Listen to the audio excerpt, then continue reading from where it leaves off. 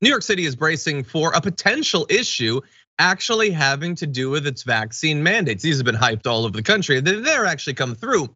But there are a couple of sorts of municipal workers that are apparently lagging in complying with this vaccine mandate. So it comes in a couple different forms. We have one having to do with firefighters. More than 2,000 of them in New York City have taken medical leave in the past week as unvaccinated municipal workers face the start of sanctions today.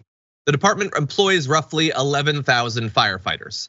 Now, we don't know what percentage of those firefighters are vaccinated or maybe are taking the time off to get vaccinated, or whether it's just a protest, performative or whatever. But we do know that the fire commissioner says irresponsible, bogus sick leave by some of our members is creating a danger for New Yorkers and their fellow firefighters. They need to return to work or risk the consequences of their actions. Do we think that there will be consequences for their actions? I don't know, Francesca, what do you think? I don't know either. I mean, it boggles my mind that people who regularly run into burning buildings and have to deal with, like, the reason they're burning is because some idiot like fell asleep smoking a cigarette. You know, like stuff like that, just like the dumbest, most easily preventable things. Not always, but often.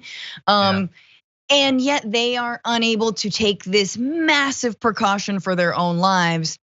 Maybe they just have a death wish. I don't know. I don't understand it.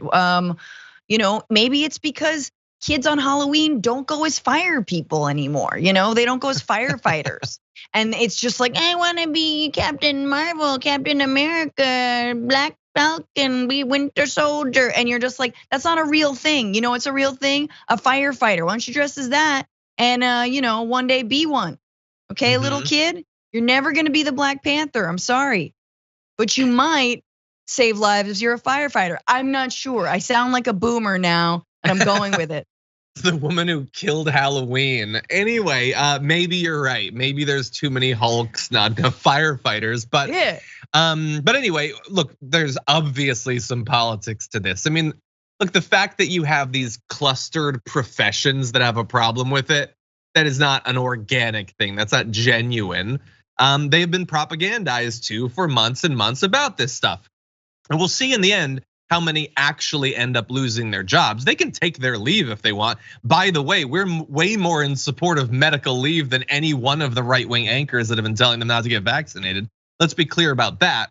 But we know that as of just recently, the FDNY says 80% of its members are vaccinated, which is not absolutely abysmal. It's not enough when there's a mandate, but 75% of firefighters, 87% of EMTs, paramedics, and 90% of civilian employees are vaccinated. By the way, 87% of EMTs and paramedics.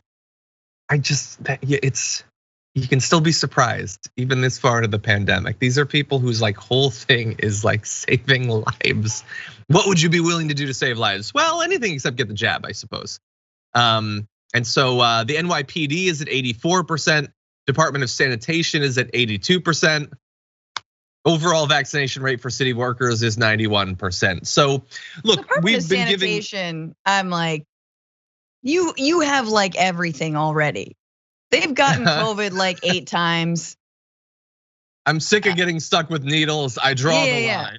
Take me now, please God. Like, yeah, maybe. I mean, but let's be real though, those numbers are pretty damn good compared to the rest of the country, right? What's crazy to, I mean, but you're right that like EMTs and paramedics and nurses and doctors like that, those stats and the fact they are not 100% or nearly 100% are wild. And it shoe on the other foot, if this was politicized the other way and right wingers were suddenly happy about the vaccine or even embrace the fact that their president Donald Trump was the one to first roll it out. They would be insanely fear-mongering around that stat.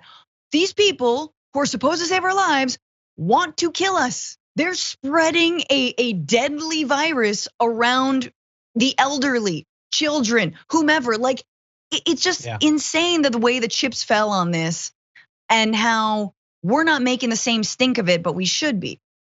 Yeah, I mean, it's not even purely hypothetical. I mean, it's limited to one group. they fearmonger about immigrants not being vaccinated and spreading COVID. And then they go right back to, but COVID isn't really a serious thing. You don't have to worry about it. You shouldn't do anything. Liberty.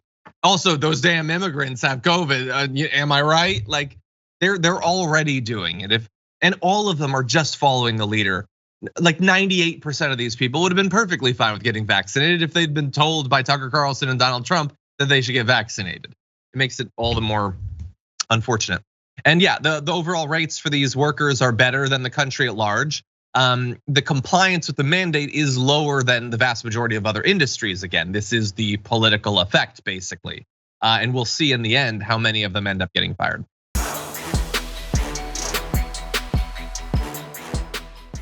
Check out the Damage Report podcast each day, wherever you get your podcasts, whether Pocket Casts or Stitcher or iTunes.